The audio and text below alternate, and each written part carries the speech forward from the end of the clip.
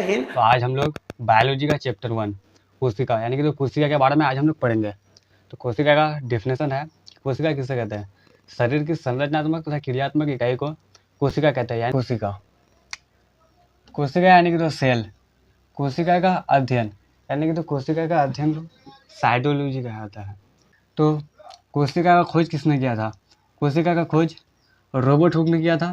कोशिका का खोज लेवेनहोयक ने किया था।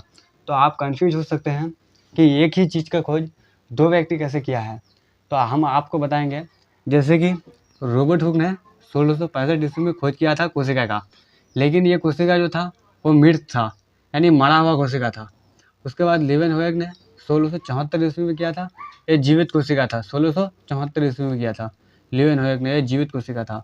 और फिर कोशिका विभाजन यानी कोशिका का जो शरीर में होता है, एक कोशिका टूट करके अलग होता है, तब फिर दूसरा कोशिका का निर्माण होता है। तो उसी तरीके से कोशिका का विभाजन कौन करता है? तो कोशिका का विभाजन केंद्र का है, सेंट्रोसोम करता है। सेंट्रोसोम कोशिका का विभाजन करता है। कोशिका किसका होता है और सबसे बड़ा कोशिका? तो जंतुओं में सबसे छोटा कोशिका जो होता है वो होता है माइकोप्लाज्मा, जो जीवाणु में पाया जाता है।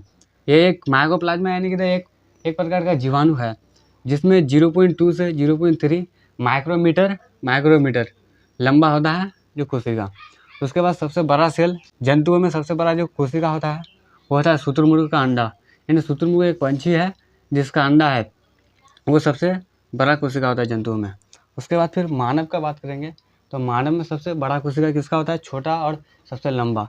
तो सबसे बड़ा कोशिका जो होता है वो होता है शुक्राणु, यानी मानव का शुक्राणु, जो मेल में पाया जाता है।